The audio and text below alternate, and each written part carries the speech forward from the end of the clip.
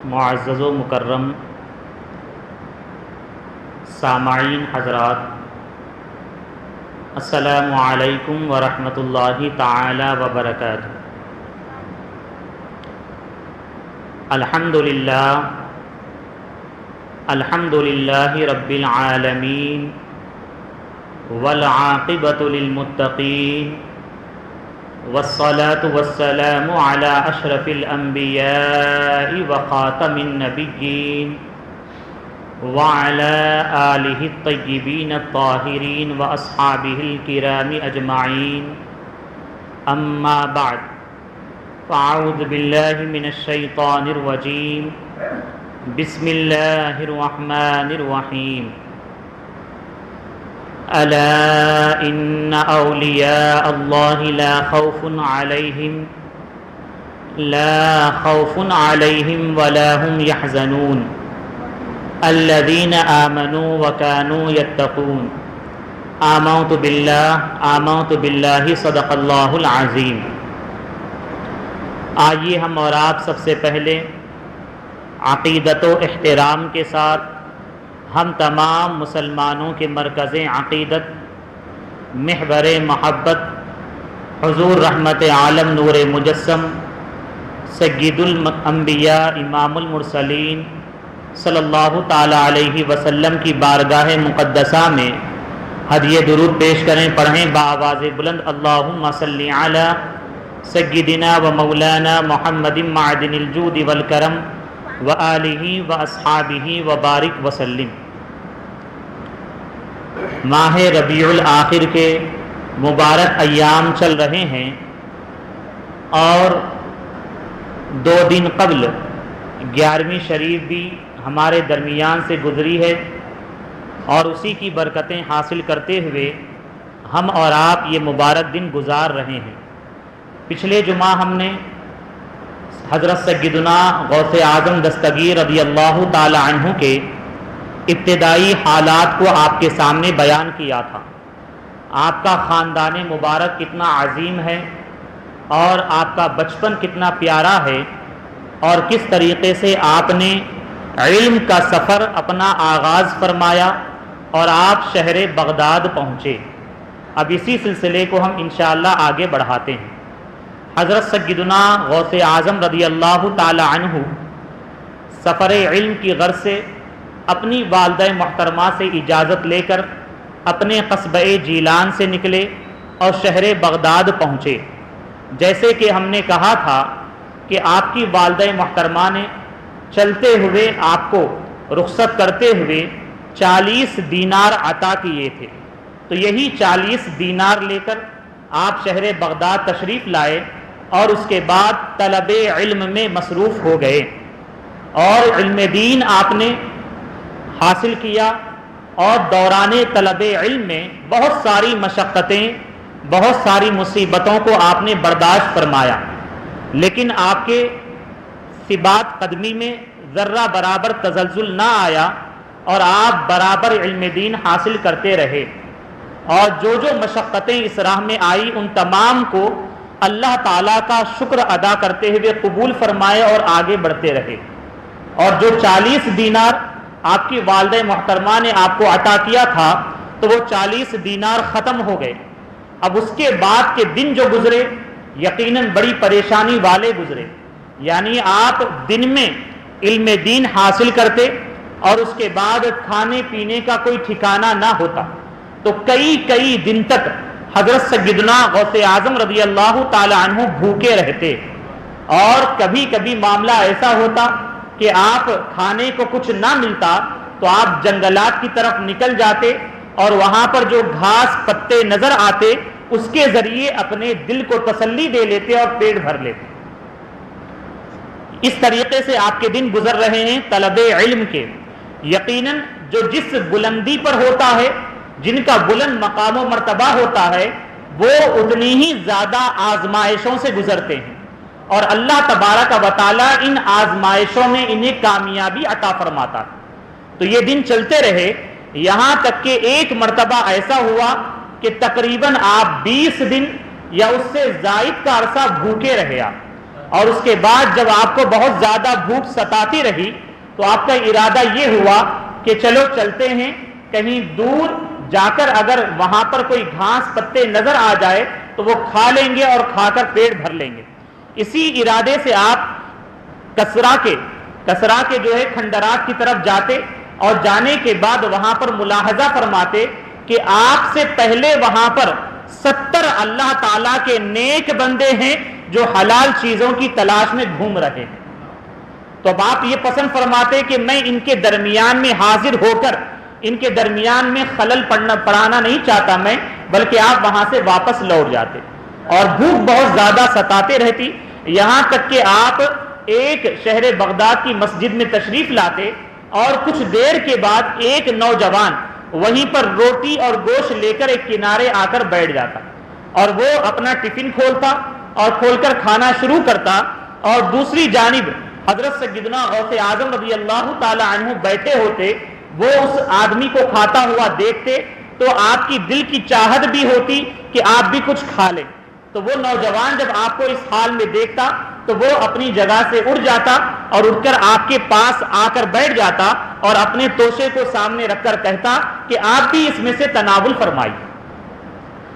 اور جب آپ کو یہ کہا جاتا تو آپ کھانا شروع کرتے، اور اس کے بعد جب کھاتے تو وہ شخص یہ پوچھتا کہ آپ کون ہیں؟ تو آپ یہ فرماتے کہ میں ایک طالب علم ہوں اور میں قصبہ جیلان کا رہنے والا ہوں۔ تو وہ شخص یہ کہتا کہ میں بھی ایک عبد القادر نامی شخص کو، نوجوان کو تلاش کرتا ہوا یہاں پر آیا۔ ان کی والدہ محترمہ نے مجھے جیلان سے کچھ دینار دے کر بھیجی ہیں، اور انہوں نے مجھ سے یہ کہا تھا کہ بغداد میں میرا بیٹا پڑھتا ہے اور اسے لے جا کر یہ دینار دے دینا، اور اس طریقے سے اس کی ضرورت پوری ہو جائے گی۔ تو جب عبد القادر رضی اللہ تعالی عنہ یہ سنتے ہیں تو آپ یہ فرماتے ہیں کہ عبد القادر شہر جیلان، قصبہ جیلان کا رہنے والا میں ہی ہوں، اور شہر بغداد میں طلب علم کے لیے آیا ہوں۔ تو اب وہ نوجوان یہ کہتے تو بڑی خوشی کی بات ہے، میں بہت دنوں سے آپ کو تلاش کر رہا تھا، تلاش کرتے کرتے میرے پاس جو میرے اپنے اخراجات کے پیسے تھے وہ ختم ہو گئے، تو اب بہت زیادہ میں بھوک پیاس کا متلاشی ہوا، تو آپ ہی کے پیسوں سے میں نے یہ چیز خریدی اور آپ کی بارگاہ میں پیش کیا۔ تو پھر وہ یہ کہتے کہ ٹھیک ہے، یہ اب آپ ہی کا ہے، آپ بخوشی تناول فرمائیے، اور جو کچھ بھی اور باقی دینار ہوتے بارگاہ غوث اعظم رضی اللہ تعالی عنہ میں پیش کر دیتے۔ سرکار غوث اعظم رضی اللہ تعالی عنہ اسے لے لیتے، اور لے کر جو اللہ تعالیٰ کے نیک بندے ہوتے ہیں، فقراء ہوتے ہیں، ان میں اسے تقسیم کر دیتے۔ تو یہ سرکار غوث اعظم رضی اللہ تعالی عنہ کا طلب علم کا زمانہ رہا ہے، اور اس کے بعد آپ اتنے ہی نہیں بلکہ بہت ساری مشقتوں کو آپ نے برداشت فرمایا ہے، اور ایک مرتبہ آپ نے رب کی بارگاہ میں یہ ارادہ فرما لیا، عہد کر لیا کہ میں اس وقت تک کھاؤں گا پیوں گا نہیں جب تک کہ مجھے کھلایا اور پلایا نہ جائے۔ یہ مجاہدات ہے، یہ ریاضات کی منزلیں ہیں، جب اسے طے کرتے ہیں تب وہ اللہ تعالیٰ کا قرب اور زیادہ پاتے جاتے ہیں، اور زیادہ اعلیٰ منزل کی طرف بڑھتے جاتے ہیں۔ تو سرکار غوث اعظم رضی اللہ تعالی عنہ مجاہدات سے، ریاضات سے گزر رہے ہیں، تو آپ ایک مرتبہ یہ عہد فرما لیتے جب تک کہ مجھے کھلایا اور پلایا نہ جائے میں کھاؤں گا پیوں گا نہیں۔ تو اسی ارادے سے آپ کسی ایک ویرانے میں جا کر بیٹھ جاتے، اللہ تعالیٰ کی عبادت میں مصروف رہتے، یہاں تک کہ 10 دن 20 دن 30 دن 40 دن کا عرصہ گزر جاتا، اور آپ کچھ کھاتے پیتے نہیں۔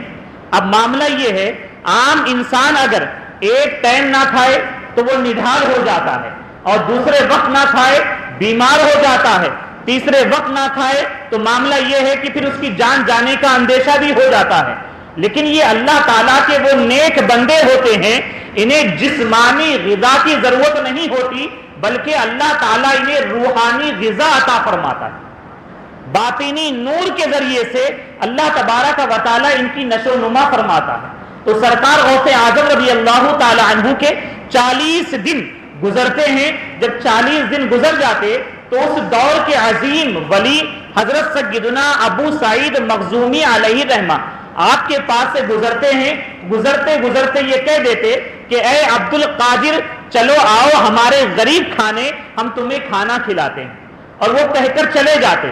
تو سرکار غوث اعظم رضی اللہ تعالی عنہ آپ اٹھ کر نہیں جاتے ہیں، بلکہ کوئی ایک جو ہے آپ کے قریب کھانا لا کر رکھ بھی دیتا ہے، اور آپ اس کی طرف چاہتے ہیں، آپ کی خواہش نفس تو چاہتی، نفس چاہتا کہ اس کی طرف ہاتھ بڑھا کر کھا لیں، لیکن آپ اس پر قابو پاتے ہیں اور آپ اس کی طرف ہاتھ نہیں بڑھاتے. نفس کی جانب سے آوازیں آتی رہتی ہے، ہائے بھوک ہائے بھوک. اسی وقت میں ابو سعید مخزومی علیہ رحمہ کا وہاں سے گزر ہوتا تو آپ کہتے اے عبد القادر چلو ہمارے غریب کھانے آؤ. تو آپ وہ کہہ کر چلے جاتے، تب بھی آپ اپنی جگہ سے نہیں اٹھتے. کیوں؟ اس لیے کہ آپ نے یہ عہد کیا تھا کہ جب تک مجھے کھلایا نہ جائے میں کھاؤں گا نہیں. تو آپ صرف دعوت دے کر جا رہے ہیں. تو یہاں تک کہ حضرت سیدنا خضر علیہ السلام تشریف لاتے اور آپ کو اپنے ہاتھ سے پکڑ کر جو ہے ابو سعید مخزومی علیہ رحمہ کے در دولت پر لے کر جاتے اور لے جا کر دروازہ کھٹکھٹاتے. ابو سعید مخزومی علیہ رحمہ دروازہ کھولتے اور یہ کہتے اے عبد القادر میں تمہارے ہی انتظار میں کھڑا تھا. اور اس کے بعد آپ یہ فرماتے میرا کہنا تمہیں کافی نہ تھا، یہاں تک کہ خضر علیہ السلام تمہیں لے کر آئے تو تم یہاں پر آئے. اور اس کے بعد پھر ابو سعید مخزومی علیہ رحمہ آپ ان کی بارگاہ میں کھانا پیش کرتے اور سرکار غوث اعظم رضی اللہ تعالی عنہ کو کھلایا جاتا، تب جا کر جو ہے آپ کھاتے. یہ سرکار غوث اعظم رضی اللہ تعالی عنہ کے مجاہدات اور ریاضات کا معاملہ ہے. اور اسی طریقے سے ایک مرتبہ آپ ویرانوں میں چلے جاتے، خضر علیہ السلام سے آپ کی ملاقات ہوتی. خضر علیہ السلام یہ فرماتے کہ چلو میرے ساتھ چلو اور میں جو کہوں گا اس پر تمہیں عمل کرنا ہوگا اور کوئی سوال نہیں کرنا. تو غوث اعظم رضی اللہ تعالیٰ عنہ قبول کر لیتے اور ساتھ چلے جاتے، یہاں تک کہ ایک جگہ لے جا کر بٹھا دیتے آپ کو اور کہتے خضر علیہ السلام یہیں پر آپ بیٹھے رہیں. اور حضرت سیدنا شیخ عبد القادر جیلانی رضی اللہ تعالی عنہ اس جگہ بیٹھ جاتے اور یہاں تک کہ اللہ تعالیٰ کی عبادات میں مصروف ہو جاتے. اور ایک سال گزرتا، خضر علیہ السلام واپس آتے اور آ کر آپ کو اسی جگہ پر بیٹھا ہوا پاتے. سبحان اللہ. اور اس کے بعد پھر ان سے کہتے کہ آپ یہیں پر بیٹھے رہیں اور اس کے بعد پھر چلے جاتے اور یہاں تک کہ ایک سال مکمل ہوتا، پھر آپ کے پاس آتے، اسی جگہ پر آپ کو بیٹھا ہوا پاتے اور اس کے بعد پھر کہتے کہ آپ یہیں پر بیٹھے رہیں. پھر ایک سال مکمل ہونے کے بعد پھر آپ کے پاس آتے اور آنے کے بعد آپ کے معاملے کو پیش کرتے. تو یہ 3 سال آپ کے اس طریقے سے اللہ تعالیٰ کی عبادات و ریاضات میں گزرتے. اور یہ 3 سال کیسے گزرتے؟ تو آپ خود یہ فرماتے ہیں کہ پہلا سال جو گزرا ہے وہ اس طور پر گزرا کہ میں صرف گھاس پتے کھا کر میں نے گزارا کر لیا، پانی نہیں پیا. اور دوسرا سال جو گزرا ہے میں کچھ کھایا نہیں، صرف پانی پی کر میں نے گزارا کر لیا. اور تیسرا سال جو گزرا ہے نہ ہی میں نے کچھ کھایا اور نہ ہی میں کچھ پیا ہوں. یہ اللہ تعالیٰ کے نیک بندوں کی شان ہوتی ہے. اللہ تبارک و تعالیٰ ان کی روحانیت کو ایسے مضبوط فرما دیتا ہے کہ ایسی ان میں قوت ہوتی ہے، باطنی قوت، کہ انہیں دنیاوی غذا کی ضرورت و حاجت نہیں ہوتی. تو یہ آپ کے عبادات و ریاضات کا معاملہ ہے اور طلب علم میں اس طریقے سے آپ مصروف ہیں، یہاں تک کہ آپ تمام تر ظاہری علوم میں مہارت تامہ حاصل کر لیتے. کئی ایک سال آپ کے جو ہے طلب علم میں گزر جاتے، یہاں تک کہ ایک وقت یہ آتا کہ شہر بغداد میں کیا دنیا بھر میں آپ کے پلے کا کوئی عالم دین نہیں ہوتا. آپ سب سے بڑے مفتی اسلام بھی ہوتے، فقیہ اسلام بھی ہوتے اور جتنے علوم ہوتے ان تمام میں آپ سب سے بڑی چوٹی پر فائز ہوتے اور آپ تمام علوم کے امام تسلیم کیے جاتے. اور علم کا عالم کیا ہوتا؟ اس دور اور زمانے کے بڑے بڑے مفسر، بڑے بڑے محدث اور بڑے بڑے مفتی اور فقیہ آپ کی بارگاہ میں آتے اور اس تصور کے ساتھ آتے کہ آپ کی بارگاہ سے کچھ فیض حاصل کر لیا جائے.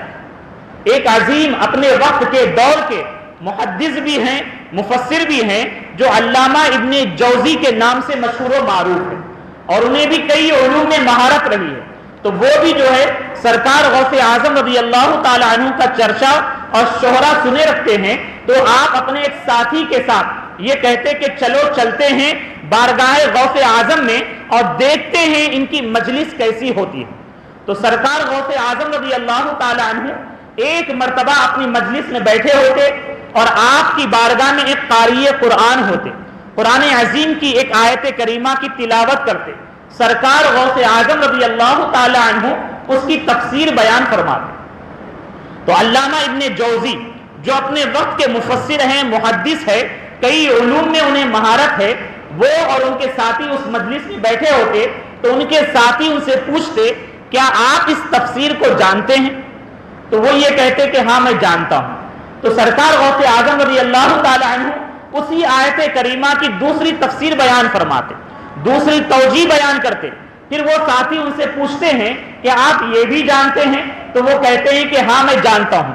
اس طریقے سے سرکار غوث اعظم رضی اللہ تعالی عنہ اس آیت کریمہ کی 11 تفسیریں بیان کرتے ہیں اور توجیحات بیان کرتے ہیں اور ہر ایک راوی کا نام بیان کرتے ہیں اور اس پر دلیلیں پیش کرتے ہیں۔ تو وہ ساتھی جو ہوتے علامہ ابن جوزی سے پوچھتے کہ آپ یہ تمام تفسیریں جانتے ہیں؟ تو وہ کہتے ہیں کہ ہاں میں جانتا ہوں۔ اور اس کے بعد پھر سرکار غوث اعظم رضی اللہ تعالی عنہ 12ویں تفسیر بیان کرتے ہیں۔ وہ ساتھی ان سے پوچھتے ہیں کہ آپ یہ بھی جانتے ہیں؟ وہ کہتے ہیں مجھے اس بات کا علم نہیں۔ اور اس کے بعد 13ویں 14ویں 15ویں 20 تفسیریں بیان کر دیتے، یہاں تک کہ سرکار غوث اعظم رضی اللہ تعالی عنہ اسی ایک آیت کریمہ کی 40 تفسیریں بیان کرتے اور 12 سے لے کر 40 تفسیروں تک ان کے ساتھی جو ہوتے علامہ ابن جوزی سے پوچھتے کہ آپ یہ تفسیروں کو جانتے ہیں؟ تو ہر ایک تفسیر کے بارے میں یہی فرماتے کہ مجھے اس بات کا علم نہیں ہے، میں اس سے پہلے اسے جانتا نہیں تھا۔ تو یہ عالم ہے سرکار غوث اعظم رضی اللہ تعالی عنہ کے علم کا، یہاں تک کہ جب 40 تفسیریں توجیحات آپ بیان کر دیتے، اس کے بعد پھر سرکار غوث اعظم رضی اللہ تعالی عنہ فرماتے ہیں کہ اب ہم قال سے حال کی طرف لوٹتے ہیں۔ سبحان اللہ۔ جب آپ یہ فرماتے ہیں اور اس کے بعد آپ کلمہ طیبہ پڑھتے ہیں لا الہ الا اللہ محمد الرسول اللہ صلی اللہ تعالی علیہ وسلم، جیسے ہی آپ پڑھتے ساری محفل والوں پر جتنے حاضر ہوتے ان پر ایک عجیب کیفیت طاری ہوتی اور وہ آپے سے باہر ہو جاتے، یہاں تک کہ آپا کھو بیٹھتے اور اپنے کپڑے بھی پھاڑنے لگتے ہو، ایک عجیب کیفیت ان پر طاری ہو جاتی۔ تو یہ سرکار غوث اعظم رضی اللہ تعالی عنہ کا علمی مقام و مرتبہ ہے۔ اور یاد رکھیں شیطان یہ انسان کا بہت بڑا دشمن ہے نا، قرآن عظیم نے خود فرمایا ہے کہ بے شک شیطان یہ انسان کا کھلا دشمن ہے، شیطان کبھی بھی انسان کا بھلا نہیں چاہتا، اور جو جتنا بلند ہوتا ہے اللہ تعالیٰ کی عبادات و اطاعت میں جتنا مصروف رہتا ہے شیطان اسے بھی نہیں چھوڑتا، کوشش کرتا ہے کہ اسے بھی راہ راست سے ہٹا دے، اسے بھی گمراہ کر دے اور اسے بھی بھٹکا دے اور اطاعت و عبادات الہی سے دور کر دے۔ تو ایک مرتبہ سرکار غوث اعظم رضی اللہ تعالی عنہ جنگلات میں ویرانے میں بیٹھے اللہ تعالیٰ کی عبادات میں مصروف تھے اور اتنے میں شیطان جو ہے ایک عجیب کیفیت کے ساتھ، یعنی آپ کے سر کے اوپر جو ہے بلندی پر آسمان کی جانب ایک نور بن کر ایک روشنی بن کر چمکتا ہے اور چمکنے کے بعد اس میں سے آواز آتی ہے۔ بلکہ ایک معاملہ تو یہ ہوتا کہ شیطان جو ہے آپ کی بارگاہ میں آتا اور آ کر یہ کرتا کہ میں تمہاری عبادات و اطاعت سے خوش ہو گیا ہوں اور ہم تمہیں بھٹکاتے رہے گمراہ کرتے رہے لیکن گمراہ نہیں ہوئے، میں اور میرے جتنے چیلے ہیں تمہارے فرما بردار اور مطیع بن جائیں گے۔ تو غوث اعظم رضی اللہ تعالی عنہ سے بھی وہ یہ کہتے ہی رہتا کہ غیب سے ایک خاص دست اقدس آتا ہے اور ایک نور جیسا آتا ہے اور اس کی روشنی بلند ہونے کی وجہ سے شیطان غائب ہو جاتا ہے۔ اور یہاں تک کہ ایک مرتبہ ایسا ہوتا کہ آپ اسی طریقے سے عبادات میں مصروف رہتے اور پھر وہ ایک روشنی کی شکل میں آتا اور آ کر یہ کہتا کہ اے عبد القادر میں تمہاری عبادات و اطاعت سے خوش ہو گیا ہوں اور میں تمہارا رب ہوں اور جتنی بھی حرام چیزیں تم پر تھی میں نے اسے حلال کر دیا۔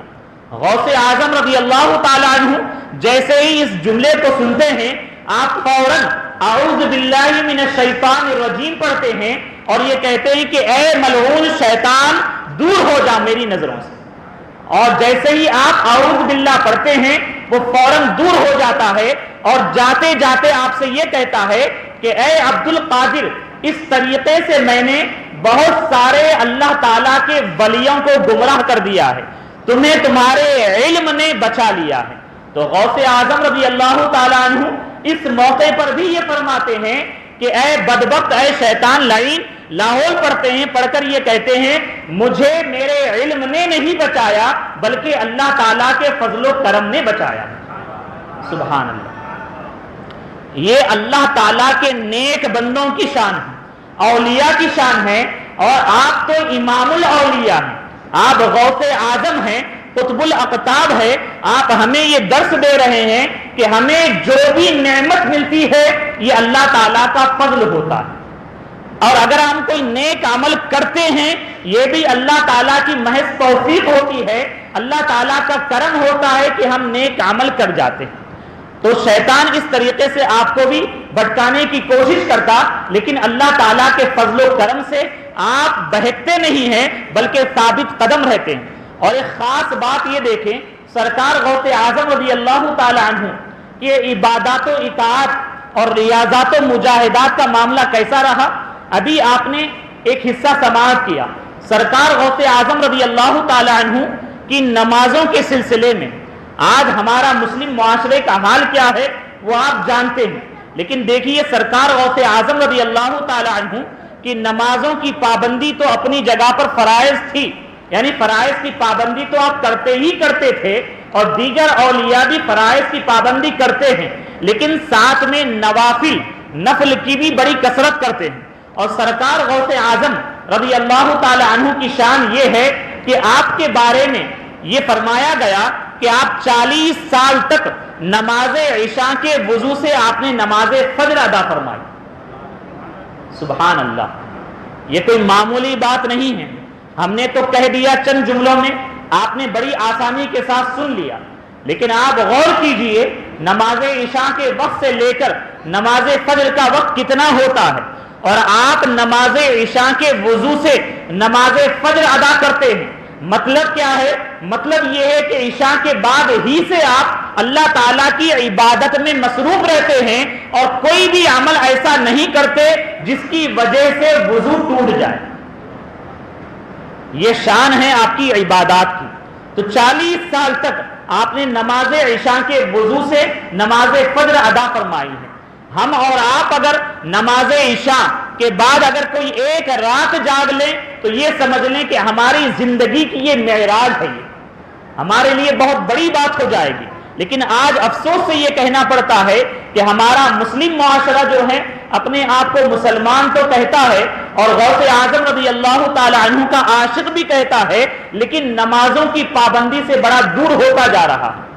تو ہم سچے عاشق غوث اعظم نہیں ہوں گے جب تک کہ ہم نمازوں کے پابند نہ ہو جائیں۔ اور پھر سرکار غوث اعظم رضی اللہ تعالی عنہ کی تلاوت قرآن کا معاملہ کیا ہے، تو کئی ایک سیرت نگاروں نے یہ فرمایا ہے کہ آپ 15 سال تک قرآن عظیم کی تلاوت اس شان کے ساتھ کرتے رہے کہ آپ نماز عشاء کے بعد 15 سال تک نماز عشاء کے بعد آپ قرآن شریف شروع فرماتے اور نماز فجر سے پہلے پہلے ختم فرما دیتے۔ سبحان اللہ، 15 سال تک آپ یہ عمل جاری رکھیں، کتنی بڑی بات ہے الحمدللہ۔ تو ہمارے پیر جو پیرانے پیر ہے، روشن ضمیر ہیں، غوث اعظم دستگیر ہیں، ان کی عظمت و شان کا معاملہ یہ ہے، اور قرآن سے محبت اتنی اعلیٰ آپ کی رہی ہے۔ لیکن آج ہمارے مسلم معاشرے کا معاملہ کیا ہے؟ آپ سب جانتے ہیں کہ قرآن عظیم یقیناً ہر ایک مسلمان کے گھر میں تو موجود ہے، لیکن کہاں پر ہے؟ بڑے ادب کے ساتھ، بڑی محبت کے ساتھ جزدان میں لپیٹ کر اتنی اوپر تابدان پر رکھ دیے ہیں، طاق میں رکھ دیے ہیں کہ سال سال گزر جاتے وہاں تک گھر میں سے کسی بھی فرد کا ہاتھ نہیں پہنچ پاتا۔ بڑے افسوس کی بات ہے، ایسا ہے کہ نہیں ہے؟ تو یہ شومی قسمت ہے، یہ محرومی اور کم نصیبی کا معاملہ ہے۔ ہم اللہ تعالیٰ کے مقدس کلام کی تلاوت نہیں کر سک رہے. تو ہمیں چاہیے کہ ہم قرآن عظیم سے محبت کا اظہار کریں, روزانہ قرآن عظیم کی تلاوت کریں. آج ہر ایک مسلمان یہ شکوہ کرتا ہے, شکایت کرتا ہے کہ ہمارے گھر میں بڑی بے برکتی ہوتی ہے. ہم کما تو رہے ہیں, پہلے تو یہ رونا روتے کہ کمائی ہی نہیں ہے اور رزق میں برکت ہی نہیں ہے, اور پھر اس کے بعد اگر مال آ بھی جاتا ہے تو یہی کہتے ہیں کہ مال آ تو رہا ہے لیکن بے برکتی کے ہم شکار ہیں. تو اس کی وجہ یہی ہے کہ جن چیزوں کے ذریعے سے گھر میں برکت آنی چاہیے آپ نے اس کو اپنایا ہی نہیں ہے. یعنی قرآن عظیم کی تلاوت کرنا. جس گھر میں قرآن کی تلاوت نہیں ہوتی, اللہ تعالیٰ کا مقدس کلام پڑھا نہیں جاتا, نبی کریم علیہ الصلوۃ والسلام نے فرمایا کہ وہ گھر جو ہے زندوں کا گھر نہیں ہے بلکہ مردوں کا گھر ہے. اللہ اکبر. تو ہمیں اور آپ کو چاہیے کہ ہم ثابت کریں کہ ہم زندہ ہے یا مردہ ہیں. اور پھر ہم یہ کہتے ہیں کہ بے برکتی ہے اور ہر آئے دن کوئی نہ کوئی بیماری میں مبتلا ہوتا ہے, تو قرآن مقدس کی تلاوت کیا ہے؟ یہ شفا ہے. ہم اگر اس کو پڑھیں گے تو اللہ تعالیٰ اس کی برکت سے ہمیں شفا عطا فرمائے گا. ہم پڑھیں گے گھر میں برکتیں ہی برکتیں رہے گی, اور گھر والے جو سنیں گے یقیناً وہ بھی جو ہے اللہ تعالیٰ کی طرف سے شفا پائیں گے. کاروبار ہے, آپ دکان جاتے ہیں, یقیناً کاروبار کریں, لیکن روزانہ اپنا معمول ایسے بنائیں کہ ہم قرآن روزانہ اپنے کاروبار میں جائیں, آفس میں جائیں, قرآن عظیم کی ضرور تلاوت کر لیں. اور ہم یہ نہیں کہتے کہ آپ ایک ہی دن میں پورا قرآن ختم کر دیں, یا پھر 3 پارے پڑھ لیں, یا پھر 1 پارہ پڑھ لیں. اگر آپ کی عادت بنی نہیں ہے, آپ صرف 1 سورہ یاسین شریف پڑھ لیں. آپ یعنی 1 پاؤ پارہ بھی پڑھ لیں گے تو آپ کے لیے انشاءاللہ یہ برکتوں کا آغاز ہوگا. اور جیسے جیسے آپ قرآن کے قریب ہوں گے اور قرآن کی تلاوت شروع کریں گے, آپ کو ایسی ایک چاشنی اور لذت ملتی جائے گی کہ اب آپ کا دل نہیں چاہے گا کہ آپ اسے پڑھنا چھوڑ دیں. آپ کی زندگی کا یہ معمول بن جائے گا. تو یہ سرکار غوث اعظم رضی اللہ تعالی عنہ کی عبادات و اطاعت کا معاملہ ہے. اور 25 سال آپ کے ایسے گزرے جو مشقت میں اور مصیبتوں کو برداشت کرتے ہوئے اور اپنی خواہش کے مطابق آپ نے کھانا پینا نہیں کھایا, اللہ تعالیٰ کی راہ میں چھوڑ دیا. 25 سال تک آپ ایسے زندگی گزارے. لیکن آج ہمارے مسلم معاشرے کا معاملہ کیا ہے, نوجوانوں کا معاملہ کیا ہے, گھر میں جو بچے ہوتے ہیں ان کا معاملہ کیا ہے؟ اگر ان کی خواہش کے مطابق گھر میں کھانا نہ بنے تو ہی وہ جو ہے ناراضگی کا اظہار کرتے ہیں. کرتے کہ نہیں کرتے ہیں؟ یعنی جیسے اگر جمعہ کا دن ہے, حیدرآباد میں ماحول ہے, دال بناتے ہیں. اب اگر کسی دن گھر میں دال بن جائے اور ساتھ میں تلا ہوا گوشت نہ ہو تو اب دیکھیں بچے کس طریقے سے ناراضگی کا اظہار کرتے ہیں. کہتے ہیں ہم کھائیں گے ہی نہیں. ہوتا ہے کہ نہیں ہوتا ہے؟ اور کبھی کبھی گھر کے مرد اور بڑے بھی جو ہوتے ہیں وہ بھی اسی طریقے سے کرتے ہیں. اور کبھی غلطی سے گھر کی خواتین سے کھانا صحیح بن نہیں پاتا, نمک زیادہ ہو جاتا, مرچی زیادہ ہو جاتی, تب بھی بہت زیادہ ناراضگی کا اظہار کرتے ہیں. تو یہ بھی بڑے افسوس کی بات ہے. یعنی آپ کی خواہش کے مطابق کوئی چیز آپ کو نہ مل پائی, ایک وقت نہ مل پائی تو آپ برداشت نہیں کر سک رہے ہیں. لیکن سرکار غوث اعظم رضی اللہ تعالی عنہ کی شان دیکھیں, آپ خود یہ فرماتے ہیں کہ میں راہ خدا میں ایسی ایسی مشقتوں کو, آزمائشوں کو میں نے برداشت کیا, اگر وہ مشقتیں مصیبتیں پہاڑ پر ڈال دی جائے تو پہاڑ پھٹ کر ریزہ ریزہ ہو جائے. تو یہ سرکار غوث اعظم رضی اللہ تعالی عنہ کی شان ہے. تو یقیناً ہمیں اور آپ کو چاہیے کہ ہم بھی نفس کے تابع نہ بنیں. کبھی کبھی اگر خواہش نفس کے مطابق کوئی چیز نہ مل پائے, اور اسی طریقے سے خاص کر جو کاروبار کرتے ہیں, بزنس کرتے ہیں, انہیں بھی ہم ایک پیغام یہ دیں گے کہ عام طور سے یہ چاہتے ہیں کہ ہم جلدی جلدی ترقی کر لیں, کروڑ پتی بن جائیں, لکھ پتی بن جائیں, لیکن انہیں سمجھ میں نہیں آتا کہ کون سا راستہ حلال ہے اور کون سا راستہ حرام ہے. اور بس کمانے کی چکر میں اور دنیا کمانے کی چکر میں جو ہے اپنے ایمان کی بربادی کا سودا بھی کر لیتے ہیں. تو ہمیں اور آپ کو چاہیے کہ ہم حلال روزی کمائیں, اگرچہ تھوڑی کیوں نہ ہو حلال کمائیں, اگرچہ ہمارا نفس خواہش نفس پوری نہ ہوتی ہو تو نہ ہو, لیکن اللہ تعالیٰ کی نافرمانی کبھی بھی نہ کرے. ہم حلال کمائیں، خود بھی خوش رہیں، اپنے گھر والوں کو بھی راضی رکھیں، اس لیے کہ اگر ہم اور آپ اگر حلال کمانا چھوڑ دیں گے، حرام کی طرف بڑھیں گے، تو یقیناً اللہ تعالیٰ بھی ناراض ہوگا۔ اور عالم یہ ہے کہ آج ہم اور آپ یہ کہتے ہیں کہ دعائیں قبول نہیں ہوتی، تو حدیث شریف میں یہ آیا ہے کہ جس جسم میں حرام لقمہ چلا جاتا ہے تو اللہ تعالیٰ اس کی دعاؤں کو قبول نہیں فرماتا ہے۔ تو چاہیے کہ یقیناً بزنس کرنا ہے لیکن حلال کرنا ہے، حلال کھانا ہے اور اپنے گھر والوں کو بھی حلال کھلانا ہے۔ اور سرکار غوث اعظم رضی اللہ تعالی عنہ ہمیشہ شریعت کے پابند رہے، شریعت کی پابندی تو کرتے رہے بلکہ طریقت میں بھی اعلیٰ منزل پر رہے، اور حقیقت و معرفت کے آپ سمندر میں ایسے غوطہ زن ہوئے اور اس تہ میں تشریف لے گئے کہ اس جیسے کمال پر کوئی اور ولی فائز نہیں ہو پایا۔ یہ سرکار غوث اعظم رضی اللہ تعالی عنہ کی شان ہے۔ یاد رکھیں، شیطان آپ کے پاس آ کر یہ کہا کہ میں تمہاری عبادت سے خوش ہو کر تم پر جو حرام چیزیں تھی میں نے حلال کر دی، فوراً آپ نے لا حول پڑھا، اعوذ باللہ پڑھا، پڑھ کر کہا کہ اے ملعون دور ہو جا۔ اور معلوم یہ ہو رہا ہے کوئی ولی کتنے ہی بڑے مرتبے پر پہنچ جائے لیکن کبھی بھی جن چیزوں کو اللہ تعالیٰ نے حرام فرمایا ہے وہ حلال نہیں ہو سکتی۔ اور جو اللہ تعالیٰ کے جتنے بڑے ولی ہوتے ہیں، رب کی بارگاہ میں جتنا بلند مقام و مرتبہ ہوتا ہے وہ اتنے ہی زیادہ شریعت کے پابند ہوتے ہیں۔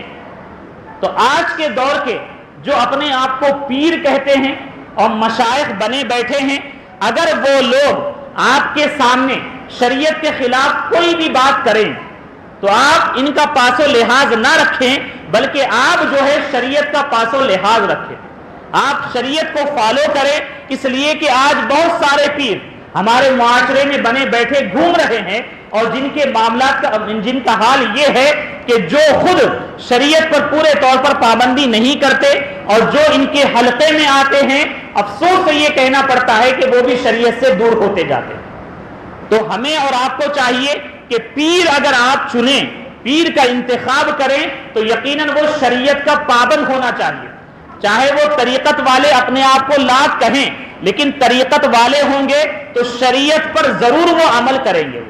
جب تک کہ کوئی شریعت پر عمل نہیں کرے گا طریقت کی منزل پر پہنچ ہی نہیں سکتا۔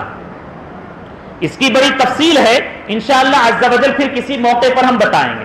تو سرکار غوث اعظم رضی اللہ تعالی عنہ یقیناً امام شریعت و طریقت رہے، اور پھر ایک وقت ایسا آیا کہ آپ شہر بغداد میں ایک مجلس میں بیٹھے ہیں اللہ تبارک و تعالیٰ کے حکم سے، اور آپ جس مجلس پہ بیٹھے ہیں تقریباً 50 اولیاء اکرام اس مجلس اور محفل میں ہیں اور آپ کا خطاب سن رہے ہیں۔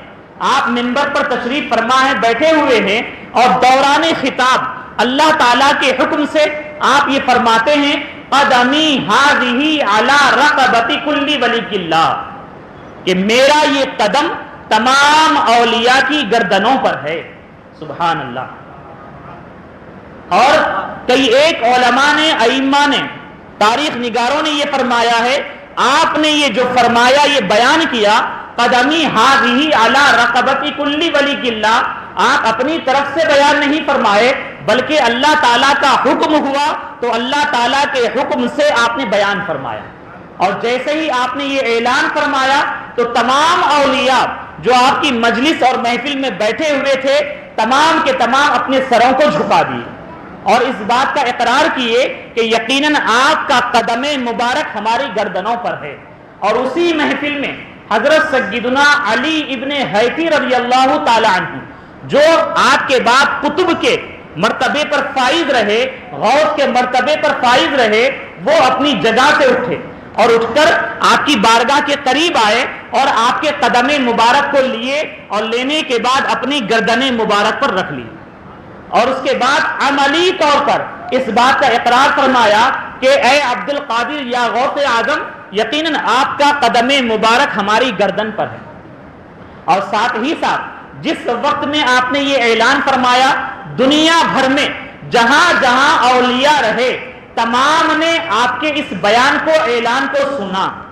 سبحان اللہ۔ اور جو جہاں تھے وہاں پر اپنی گردنوں کو، اپنے سروں کو جھکا دیے اور اس بات کا اقرار کیے یقیناً آپ کا قدم مبارک ہماری گردن پر ہے۔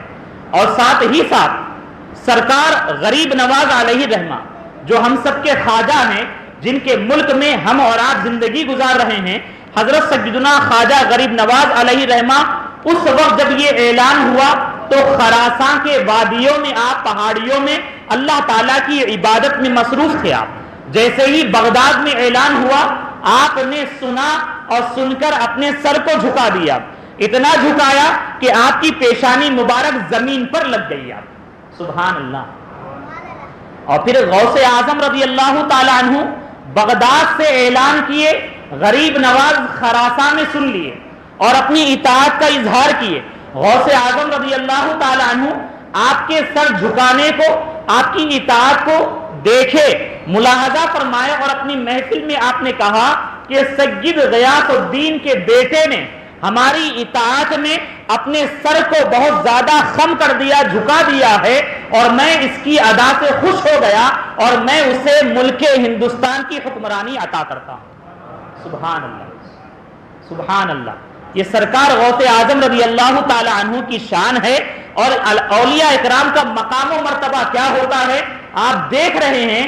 اللہ تعالیٰ کے نیک بندے وہ ہوتے ہیں کہ جن کے سامنے یہ دیواریں حجابات کچھ نہیں ہوتی، جب وہ چاہتے ہیں کہ دور کا دیکھ لیں تو اللہ تعالیٰ کی عطا سے وہ دیکھ لیتے ہیں اور سن بھی لیتے ہیں، اور پھر اللہ تعالیٰ نے غوث اعظم رضی اللہ تعالی عنہ کو اختیار عطا فرمایا کہ آپ جسے چاہیں، جس ملک کی چاہیں حکمرانی عطا فرمائیں۔ تو غریب نواز علیہ رحمہ یقیناً اس ملک میں تشریف لائے تو تمام اولیاء جو ملک ہندوستان میں موجود ہے ان کے سردار اور امام بن کر تشریف لائے، اور یہ بھی سرکار غوث اعظم رضی اللہ تعالی عنہ کا فیضان مبارک ہے، اور آپ کا فیضان بن کر یہاں پر تشریف لائے۔ غوث اعظم رضی اللہ تعالی عنہ کا مقام و مرتبہ یہ ہے۔ اور پھر جب آپ واض و ارشاد آپ نے شروع کیا، آپ کی مجلس کا معاملہ یہ ہوتا کہ آپ جب واض و نصیحت شروع فرمائے تو ابتدا میں تھوڑے سے لوگ موجود ہوتے تھے، لیکن جیسے جیسے آپ کے واض کا چرچا ہوا تو لوگ بڑھتے گئے، یہاں تک کہ سیرت نگاروں نے یہ فرمایا ہے کہ ایک ایک محفل میں، ایک مجلس میں تقریباً 70,000 کا مجمع آپ کے بیان کو سننے کے لیے حاضر ہوتا تھا۔ سبحان اللہ، کتنا؟ 70,000 کا مجمع۔ اور کیا ہے اس دور اور زمانے کا معاملہ، آپ دیکھیں غوث اعظم رضی اللہ تعالی عنہ کی شان کہ آج تو چند لوگ جمع ہو گئے، آواز پہنچانا ہے تو مائک کا سہارا لیا جاتا ہے، بغیر مائک کے آواز دور تک نہیں پہنچا سکتے، لیکن غوث اعظم رضی اللہ تعالی عنہ کی شان دیکھیں کہ آپ 70,000 مجمع کے درمیان میں خطاب فرما رہے ہیں تو سننے والے اس بات کی گواہی دیتے کہ جس طریقے سے آپ کے قریب بیٹھ کر سننے والا آسانی سے جیسے سن لیتا، دور آخر میں بیٹھ کر سننے والا بھی اتنی ہی آسانی سے سن لیتا۔ یہ آپ کے آواز مبارک کی کرامت ہے، یہ شان ہے۔ اور پھر سرکار غوث اعظم رضی اللہ تعالی عنہ کی محفل کا معاملہ یہ ہوتا جب آپ واض و نصیحت کے لیے اپنے منبر پر کھڑے ہو جاتے اور بیٹھ جاتے، اس کے بعد آپ الحمدللہ کہتے، آپ جیسے ہی آپ خطاب آغاز فرماتے، الحمدللہ فرماتے، جہاں جہاں اولیاء ہوتے سب کے سب آپ کی بارگاہ میں حاضر ہو جاتے، یہاں تک کہ جنات وہ بھی آپ کی بارگاہ میں حاضر ہوتے۔ اور بلکہ ایک جن نے ایک ولی کے سامنے اس بات کا اظہار کیا کہ ہم غوث اعظم رضی اللہ تعالی عنہ کی محفل میں حاضر ہوتے ہیں اور انسانوں سے زیادہ جنات وہاں پر موجود ہوتے ہیں۔ تو یہ غوث اعظم رضی اللہ تعالی عنہ کی محفل کا معاملہ ہے۔ اور سرکار غوث اعظم رضی اللہ تعالی عنہ کی محفل میں دور دراز سے لوگ تشریف لاتے، عیسائی یہودی بھی آتے، اور اسی طریقے سے جو گناہگار مسلمان ہیں وہ بھی آتے، اور ہر ایک محفل آپ کی ایسی ہوتی کہ جب محفل سے اٹھتے لوگ توبہ کر کے اٹھتے، اپنے گناہوں سے بھی رجوع ہوتے، اور ساتھ ہی ساتھ کوئی اور ایمان والے نہ ہوتے تو آپ کے دست حق پر کئی کئی ہزار لوگ ہر ایک محفل میں ایمان اور اسلام کو قبول فرماتے، اور کئی ایک مجلسیں آپ کی ایسی ہوتی کہ ابتدائے محفل میں تو وہ صحیح سلامت آتے، لیکن جب محفل مجلس ختم ہوتی تو وہاں سے ان کے جنازے ہی جاتے۔ یہ خاص کیفیت ہوتی ہے آپ کے بیان کی، آپ کے خطاب کی. جب خوف الہی آپ یاد دلاتے، عذاب جہنم کا ذکر فرماتے، یا پھر آپ کے کلام میں اللہ تعالیٰ ایسا اثر فرماتا کہ وہ جو ہے اس دنیا سے ہی رخصت ہو جانا پسند فرماتے. تو یہ غوث اعظم رضی اللہ تعالیٰ عنہ کی عظمت و شان کا معاملہ ہے.